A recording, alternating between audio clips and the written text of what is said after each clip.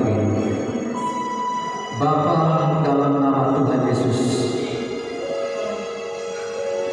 sungguh kami mengucap syukur karena Tuhan begitu baik dalam hidup kami. Ajarilah kami bahasa cinta-Mu, ajarilah kami bahasa kasih-Mu, karena kami tahu Tuhan, Engkau bagi kami semua. Terima kasih Bapa, Engkau yang terbaik, Engkau yang luar biasa. Dalam nama Tuhan Yesus, berbicaralah buat kami semua,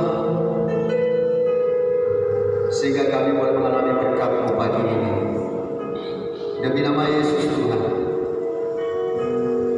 kami berdoa dan mengucap syukur. Yang siap diberkati oleh firman Tuhan, katakan amin sama-sama. Amin. Amin. Amin. Amin. Terima kasih teman-teman yang melayani pagi ini. Biarlah pagi ini kita semua semakin diberkati oleh Tuhan. Ada amin? Amin. Mungkin Pak Johan bisa kecil dulu volumenya sedikit.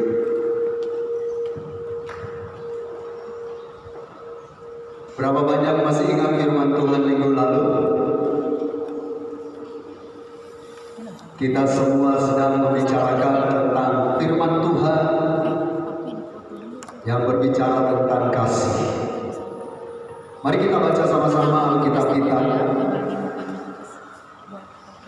dari 1 Korintus pasal 13. 1 Korintus pasal 13 ayat yang pertama sampai dengan ayat yang keempat.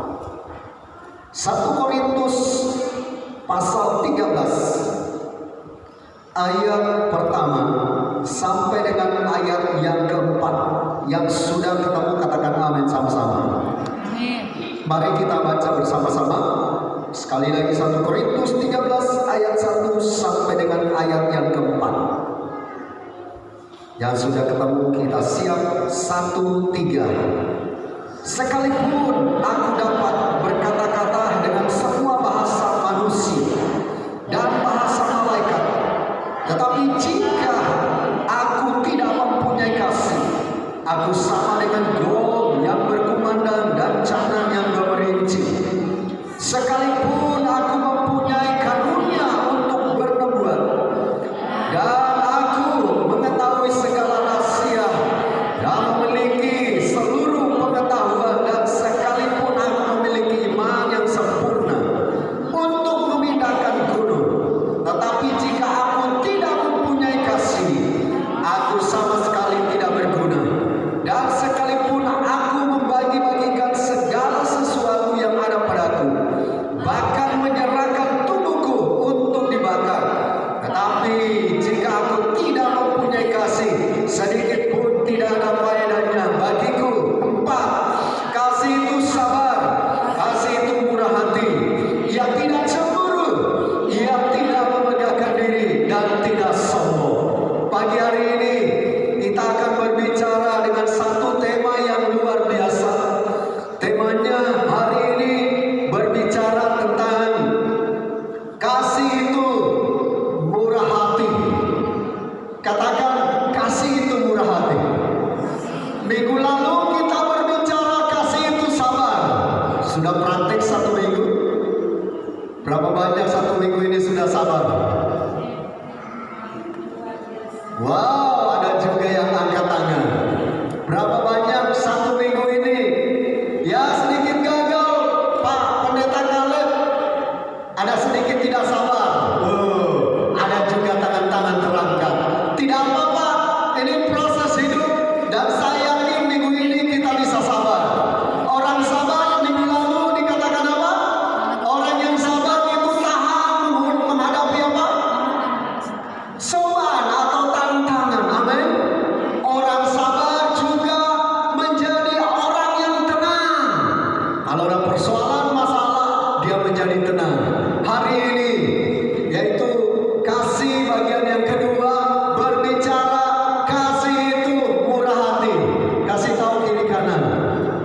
Sudah murah hati belum?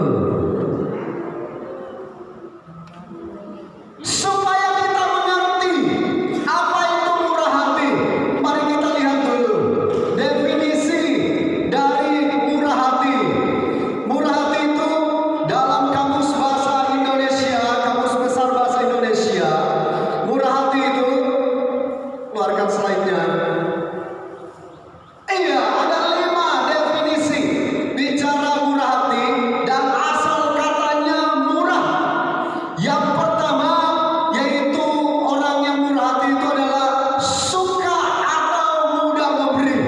Tengok lagi yang di samping kiri kanan, gampang memberi gak ini? Atau sama istri aja pelitnya gak karuan? Atau sama suami pelit gitu ya? Tapi saya yakin hari ini kita semua tampil sebagai orang yang murah hati. Sebenarnya saya tinggal untuk poles kita, karena saya tahu jemaat di gereja Sungai Yordan keluarga Allah di Depok semua adalah orang-orang yang murah hati. Iya. Yang kedua artinya tidak pelit, nggak pelit. Yang ketiga penyayang dan pengasih,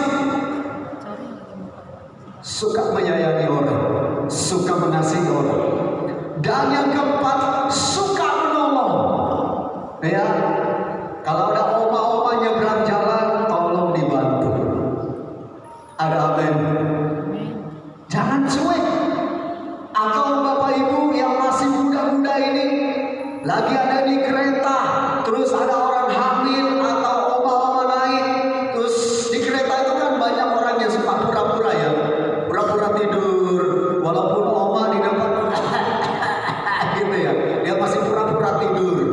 Apalagi itu kalau naik kereta dari daerah kota menuju Bogor, itu banyak tuh bapak-bapak suka pura-pura tidur.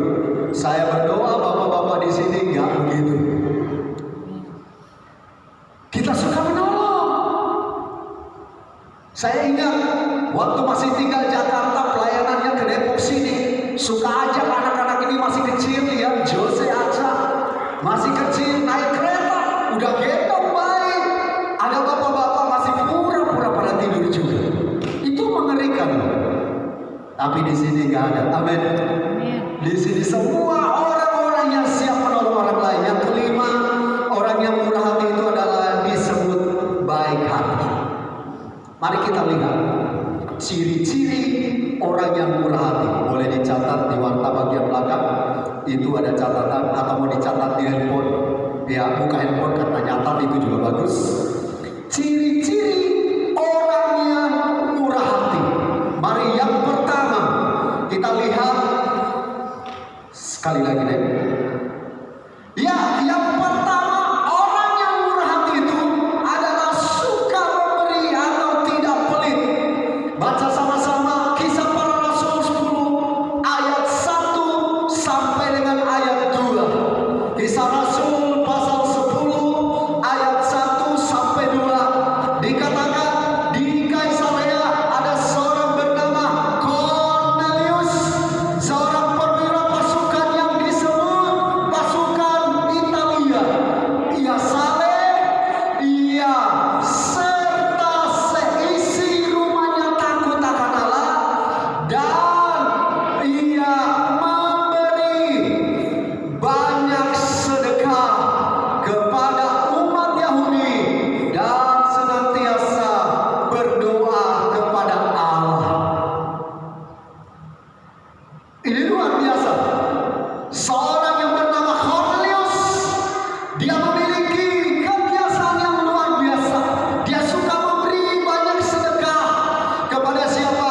Kepada orang-orang Yahudi pada zamannya. Saya mau beritahukan kepada kita, kalau kita ingin diberkati oleh Tuhan, kita harus belajar memberi.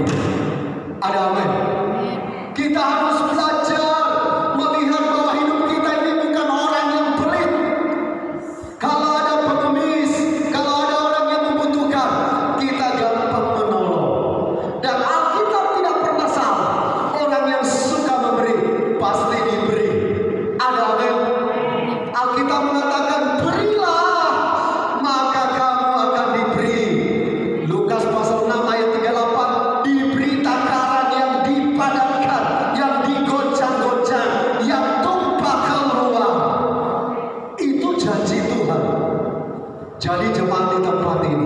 dan juga semua orang-orang percaya yang mendengarkan firman Tuhan ini, kita mau sama-sama menjadi orang yang murah hati. Cirinya yang pertama, suka memberi. Ada amin. Kalau sudah memberi, jangan diungkit-ungkit. Amin. Atau kalau sudah memberi, jangan menyesal. Aduh, kenapa saya memberi sama orang itu ya? Orang itu kan jahat sama saya. Waktu kita memberi, kita nggak usah ingat-ingat. Itulah benih yang kita tabur. Amin. Dan saya yakin orang yang menabur pasti akan menuai. Jemaat di tempat ini menjadi jemaat yang suka memberi, alias tidak pelit. Ada amin. Aminnya kecil banget. Masih berasa pelit ya? Aduh, masih berasa gua ini pelit. Orang Jakarta bilang gua ini pelit.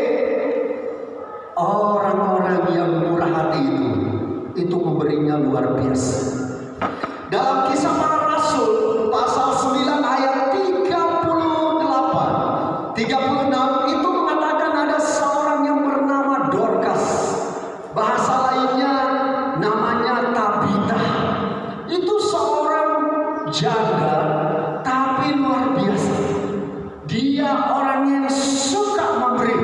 Dia suka bersedekah. Dia punya keahlian membuat baju pakaian, dan dia suka membagi pakaian kepada wanita-wanita atau janda-janda yang lain. Ini luar biasa. Perlu ditiru, perlu digugu. Ada amin. Ada amin jemaat. Ada amin. Mau menjadi orang murah hati? Katakan saya siap. Dan kalau jemaat sudah punya sikap hati sebagai pribadi yang murah hati, saya yakin berkat itu akan mengejar kita. Kenapa banyak orang gak diberkati? Karena pelitnya gak ketulungan. Ya kan? Kadang-kadang kita mesti diuji oleh Tuhan juga. Waduh, uang tinggal sedikit nih, tapi kok ada orang yang butuh juga. Kadang-kadang kita diuji. Kalau kita peka akan Tuhan, Tuhan akan tolong kita. Ini luar biasa. Ini dahsyat. Mari kita belajar menjadi orang-orang yang murah hati.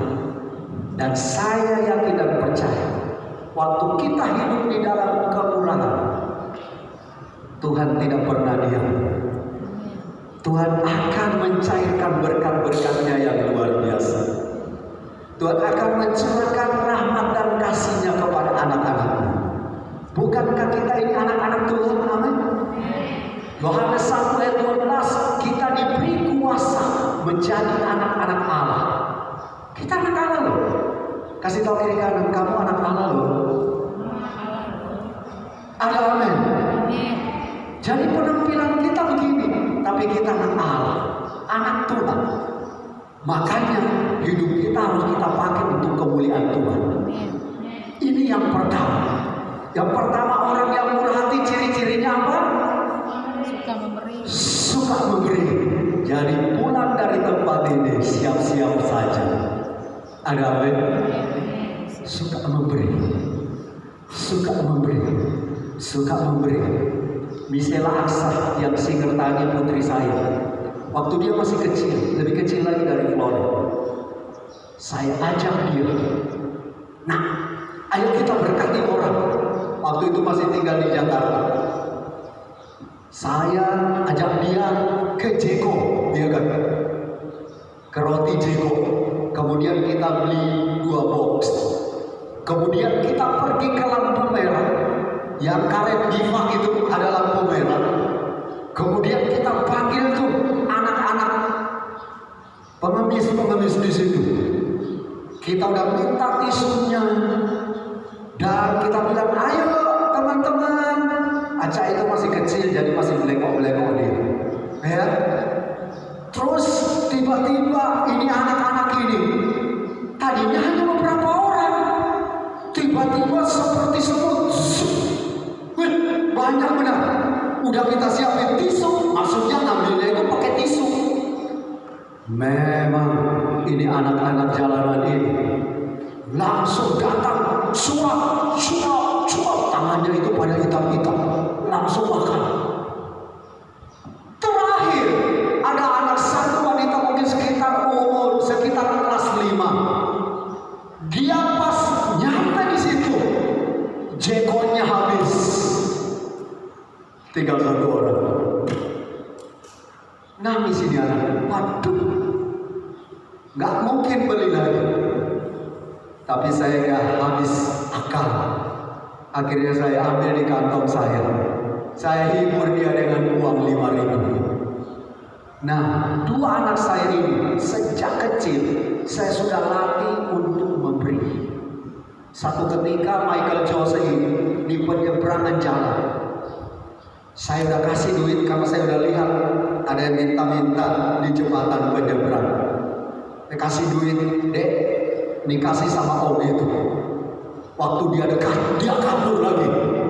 Rupanya yang minta-minta itu nggak ada tangannya. Jadi dari sikut ini itu tinggal membentuk kecil-kecil nyamuk itu. Jadi nggak ada tangannya.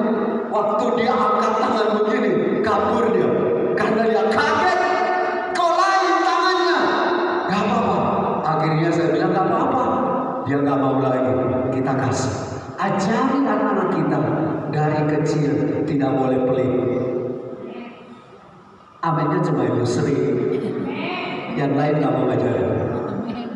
Ajari, benar. Tapi mulai dari kita. Anak kita tidak akan memberi kalau papa mamanya juga pelit. Mereka akan hitung-hitung. Makanya 2 anak ini, kalau saya lakukan sesuatu, kalau mereka protes, harus belajar memberi.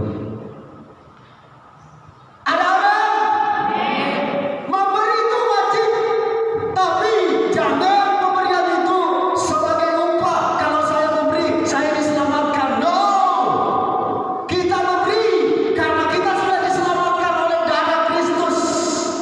Jadi memberi itu tinggal buahnya, yaitu buah kasih, menjadi orang yang murah hati. Ada amin. Jangan salah tangkap. Banyak pengajaran-pengajaran yang salah. Kalau kita banyak berbuat baik, nanti kita masuk surga. No, nggak ada begitu di Alkitab.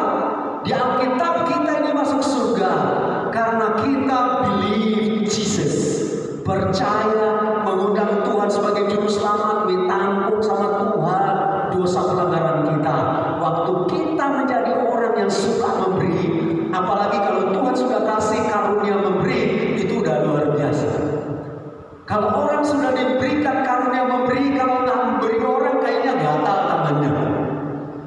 Sudah ada jemaat di tempat ini yang seperti itu. Aduh, kalau nggak ngasih orang kayaknya nggak enak banget ini hati. Nah itu udah mulai muncul tanda-tanda karunia suka memberi. Karunia itu harus kita kerjakan. Kalau karunia itu mulai ada dalam hidup kita, kemudian kita nggak kerjakan, nanti diambil lagi. Karena itu kita kerjakan bagian kita. Memberi itu kadang-kadang bukan karena nilainya. Memberi salam, amin. Ada orang di situ, maaf, ya. Kemarin saya ke Jakarta, ke daerah Telugong, ada pemuda-pemuda di samping jalan. Karena sempit, saya harus buka kaca mobil. Dan mas, permisi ya, kita harus sopan sama orang. Ya kita udah sopan, udah minta izin, terus ke gilas jempol kaki orang, mungkin masih dimaafin. Tapi kalau kita arogan, sombong, kita digampar habis-habisan. Belajar memberi hormat, memberi salam, memberi duit, memberi apa lagi, memberi beras, memberi apa aja yang kita bisa beri untuk kemuliaan siapa? Untuk Tuhan. Nomor 2, ciri-ciri dari orang yang murah hati, yaitu penyayang dan pengasih. 1 Petrus 3 ayat 8 dikatakan, dan akhirnya hendaklah kamu semua seia sekata, seperasaan, mengasihi saudara-saudara, penyayang dan rendah hati.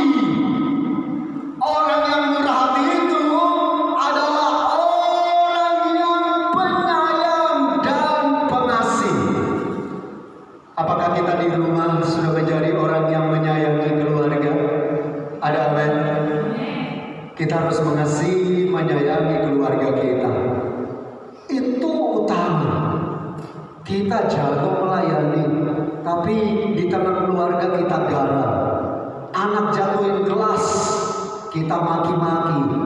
Itu salah besar. Biarin aja kalau gelas memang jatuh tanpa sengaja, ya puji Tuhan, amin. Karena Tuhan akan ganti gelas yang terbaik. Belajar untuk kita menyayangi orang lain, apalagi termasuk Alkitab mengajarkan. Alkitab ini hebat loh. Kasihilah musuhmu. Waktu saya renungkan Alkitab, kok suruh mengasihi musuh? Saya tarik, sebenarnya nggak ada musuh kita. Musuh kita, Alkitab Tesalonika berkata, musuh kita, perjuangan kita bukanlah melawan darah dan daging, tapi roh jahat. Orang percaya itu musuhnya cuma satu, roh jahat, setan, iblis, itu kumpulannya. Kalau saudara seiman sama-sama kita, itu bukan musuh. Salah paham aja, betul lah. Di gereja salah-salah paham itu biasa. Kalau gereja begitu sempurna, nggak ada yang namanya salah paham. Pendetanya nggak pernah salah omong. Nah, itu udah suasana surga. Berarti kita udah mati semua. Di gereja itu normal. Ada yang ngambek, ada yang pergi, ada yang kabur. Itu normal. Kasih tahu kiri kanan, itu normal. Itu normal. Benar. Itu hidup normal. Yang penting kalau kabur masih di gereja juga. Ada orang kabur sekalian nggak di gereja, sekalian cari agama lain. Nah itu yang salah. Tapi kalau kita mau jadi dewasa, mau bertumbuh, nggak usah kabur. Kalau ada masalah, hadapi, amin. Bayangin aja, kita siapin deh 10 pot, kemudian tanam cabai atau cabai di 1 pot, baru lagi tumbuh, kita pindahin ke pot kedua, kita siram, setelah udah mulai keluar lagi akar, kita pindahin lagi ke pot ketiga, sampai singkat cerita, sampai pot 10. Pertanyaan saya, cabainya berbuah nggak? Kemungkinan mati. Pindahin terus. Banyak orang Kristen modelnya begitu. Lama-lama dia lihat pendetanya kok nggak ada yang sempurna ya. Lama-lama imannya mati sendiri. Karena kalau dia mau cari pendeta hamba Tuhan yang sempurna, nggak ada. Sorry, mau pendeta uangnya banyak, mau pendeta yang di pedalaman sekalipun, mana ada kita bisa menemukan pendeta sempurna. Kalau ada pendeta sempurna, saya yakin mungkin dia udah diangkat Tuhan duluan. Pendeta itu juga manusia, kecuali hamba-hamba Tuhan ini makannya batako, besi panas. Gak ada hamba Tuhan sempurna, semua masih punya kelemahan. Gak ada jemaat yang sempurna.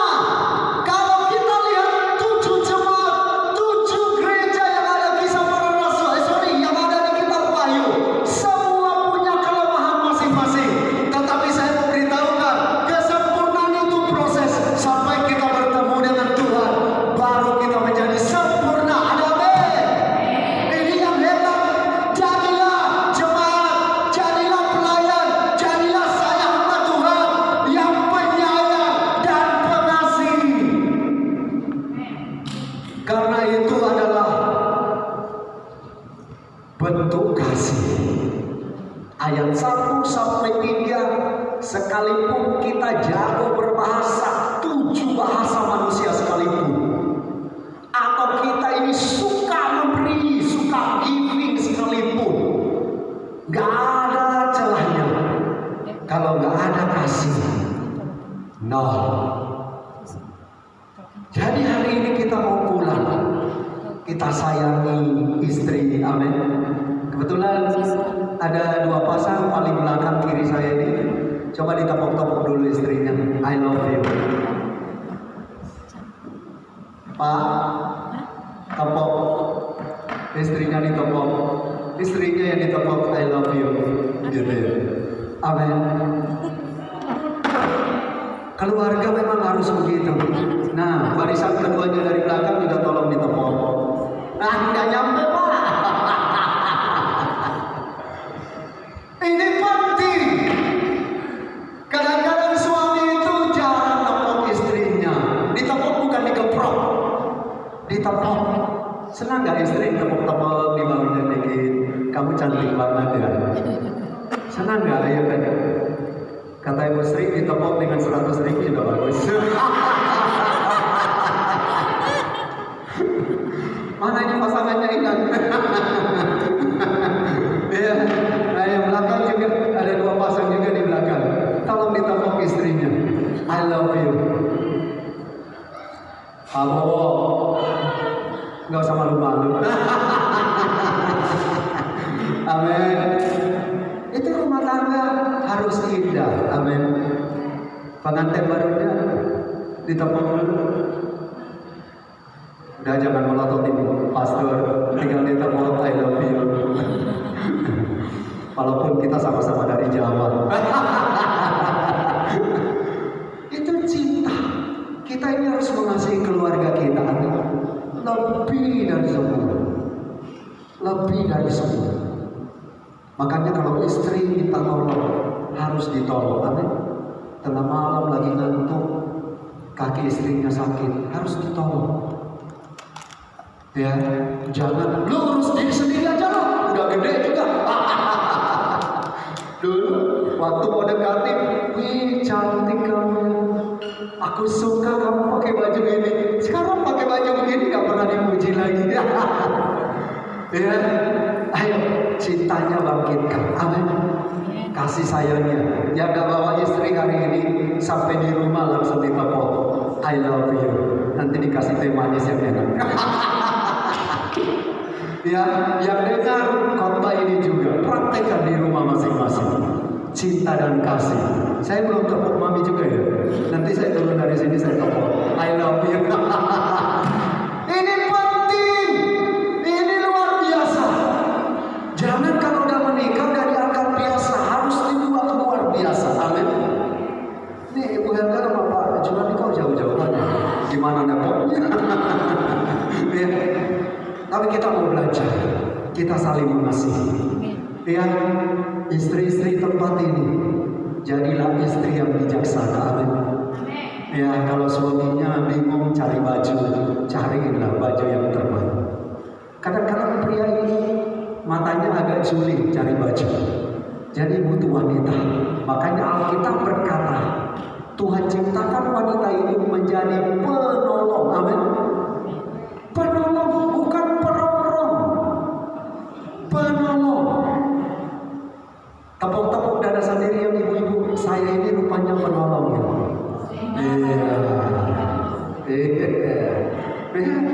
Jangan suaminya suruh dandan sendiri, suruh baju, cari beli baju sendiri. Saya senang karena yang cari baju saya sekarang istri saya.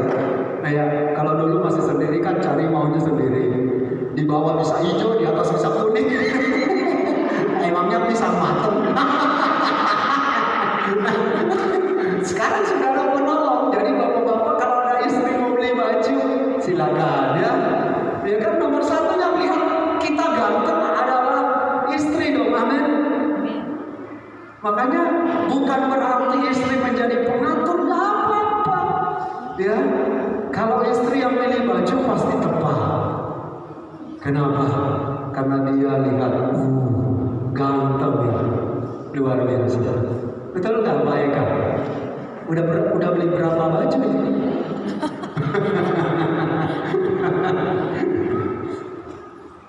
Ngirit pastor, baju yang lama dulu aja. Ini penting, kita harus menjadi pengasih dan penyayang. Amin. Yang pada usaha tiba-tiba ada customer yang komplain, tetap kita kasih. Amin. Kau yang usaha diam aja. Lagi mikir pastor, saya lagi kesel sama langganan saya. Kita harus mengasihi, kita harus menyayangi. Kenapa? Itu yang Tuhan mau. Makanya di 1 Petrus 3 ayat 8 ini, kalau kita baca sebelumnya ayatnya, itu berbicara tentang kehidupan keluarga. Makanya dikatakan, dan akhirnya hendaklah kamu semua seia sekata, seperasaan, mengasihi saudara-saudara, penyayang dan rendah hati. Ini dahsyat. Jadi kita hari ini akan pulang dengan apa? Saya ini orang yang murah hati. Saya murah hati karena saya penyayang dan pengasih. Yang terakhir Bapak Ibu, sorry, di poin 2 ini itu contohnya kita sudah tahu lah bagaimana Mother Teresa ini. Itu dia melayani orang-orang Goroka, tapi dia begitu menyayangi, begitu mengasihi. Amin. Mari kita praktekkan dulu dari keluarga kita. Mari kita praktekkan dari keluarga besar jemaat di gereja ini. Mari kita praktekkan dengan tetangga-tetangga kasih kita. Yang terakhir, ciri-ciri orang yang murah hati yang ketiga.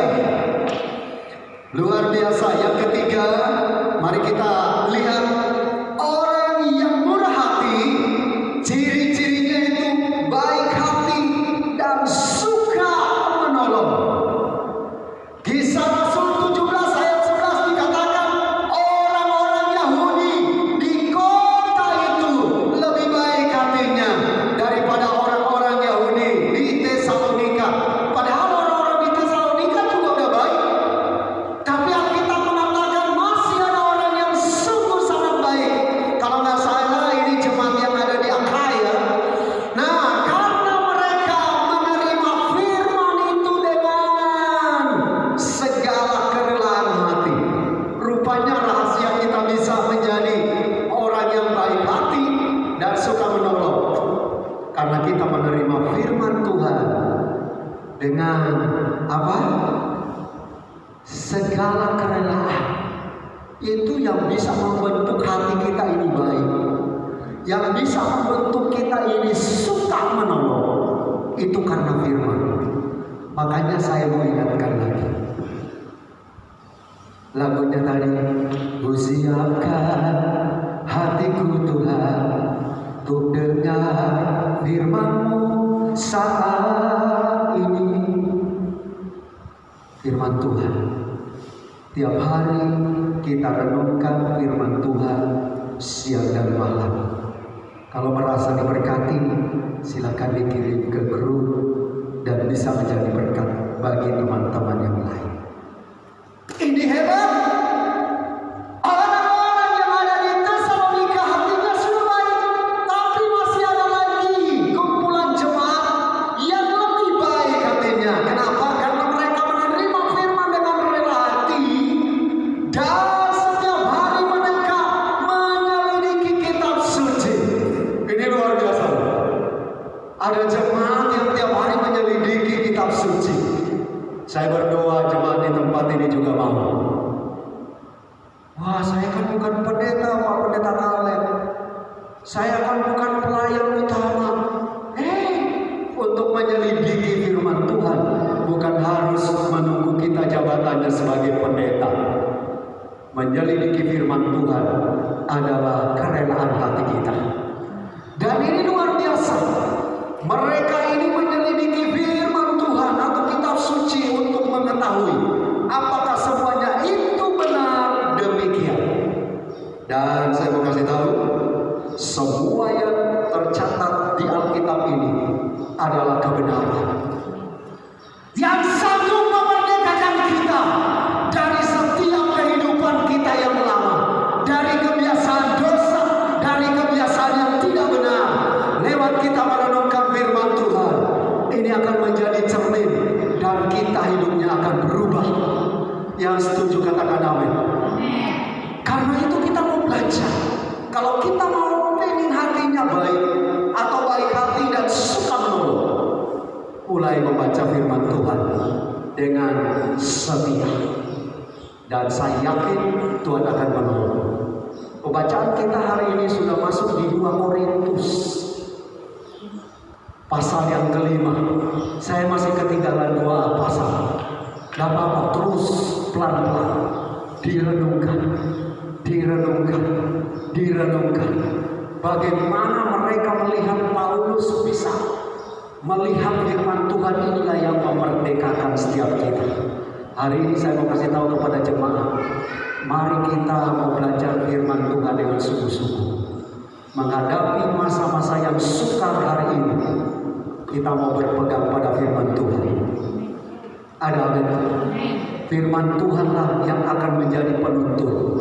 Kalau kita naik kapal, di kapal itu selalu ada kompas. Dari kota Manado ke Kepulauan Talaut, kalau nggak ada kompas hilang. Tahu-taunya ada di Filipina. Tapi waktu ada kompas, dia sudah tahu titik utara ini menuju kepada Kepulauan Talaut. Waktu dari Manado menuju Jakarta dengan kapal laut, kalau tidak ada kompas bisa nyasar kemana-mana. Iya, tapi waktu kita mulai melihat kompas, nakoda mulai melihat kompas, dia tahu arah Jakarta kemana. Dan ini penting. Waktu kita mulai lihat Alkitab dan firman Tuhan, ini kompas hidup kita. Kita tahu ending hidup kita. Berapa banyak yakin kalau dipanggil Tuhan masuk surga, lambaikan tangan. Yang gak angkat tangan, saya layani selesai ibadah ini. Sekali lagi, soalnya belum angkat tangan. Yang yakin kalau dipanggil Tuhan masuk surga, lambaikan tangan. Kenapa ini belum angkat tangan? Baik, tolong dilayani yang belum mengangkat tangan, yang remaja-remaja. Mungkin masih ragu, mereka sudah terima Tuhan, tapi masih bingung karena baru bohongin oma, baru bohongin mama, baru bohongin papa, ya kan? Tapi saya mau beritahukan, pada waktu kita menerima Yesus sebagai juru selamat dan minta semua dosa kita disucikan oleh darah Yesus, di sanalah kita diselamatkan. Hari ini ada 3 poin penting yang kita akan bawa pulang dan kita akan simpulkan bersama-sama. Slide terakhir kita simpulkan bersama-sama. Kalau kita mau menjadi orang yang murah hati, yang pertama, slide terakhir.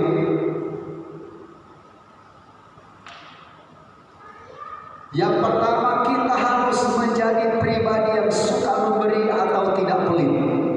Yang kedua, kita harus menjadi penyayang dan pengasih. Dan yang ketiga, kita harus baik hati dan suka menolong. Saya tutup dengan satu cerita. Tahun 1997, saya dari Jakarta liburan ke Kepulauan Talaut. Waktu saya ada di kampung saya, tiba-tiba saya tergerak. Karena namanya di kampung, saya tergerak mau ke kota. Tapi karena tahun seperti itu, belum ada mobil.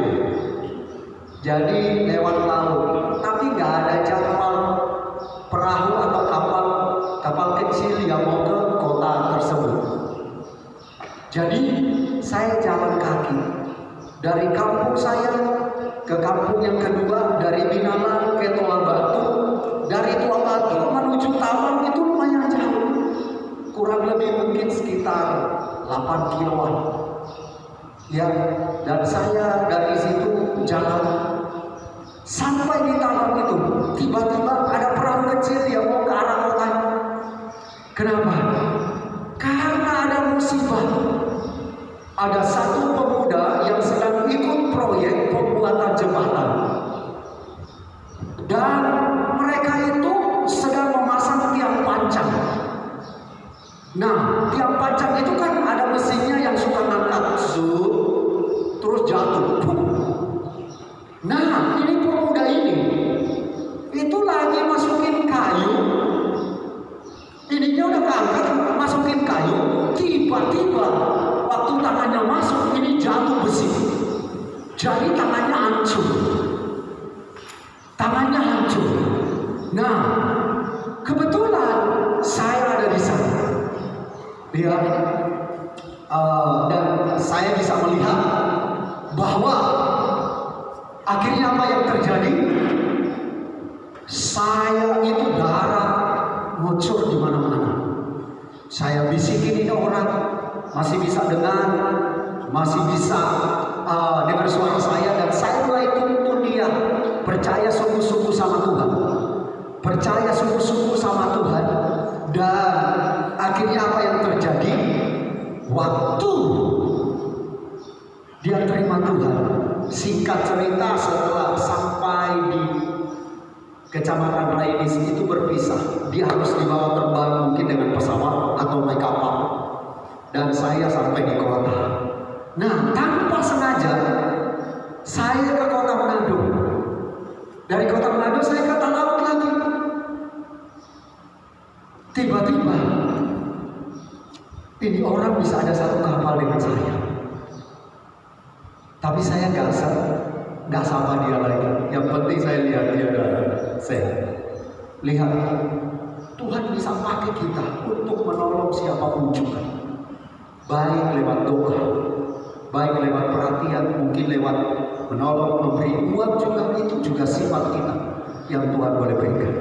Jadi pulang dari tempat ini, tulis di hati kita bahwa saya orang yang murah hati. Ada amin. Mari kita tunduk kepala, kita berdoa. Bapa, hari ini kami mengucap syukur karena Tuhan mengajarkan kepada kami kasih itu murah hati. Kami pulang dengan kebenaran-Mu ini.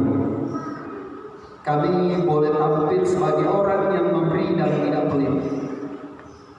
Kami menjadi pengasih dan penyayang. Kami akan menjadi penolong bagi orang lain. Urapi jemaat-Mu sehingga firman-Mu hari ini boleh menjadi rema dan berkat buat kami. Terima kasih Bapa. Minggu depan Tuhan kami akan berbicara dengan tema kasih itu tidak cemburu. Biarlah 14 sesi ke depan ini Engkau boleh memberkati kami sehingga kami boleh dibekali. Terima kasih. Minggu yang lalu kami mulai praktekkan bahwa kasih itu sabar. Kami mulai melihat jemaat-Mu dan orang-orang percaya mulai mempraktekkan hidup dalam kesabaran. Orang yang sabar bisa tahan uji. Orang yang sabar belajar hidup tenang. Hari ini Tuhan kami sangat-sangat diberkati. Kati jemaat-Mu, berkati kami semua. Pakai kami menjadi berkat-Mu dimanapun kami berada. Lewat firman-Mu ini banyak orang diberkati.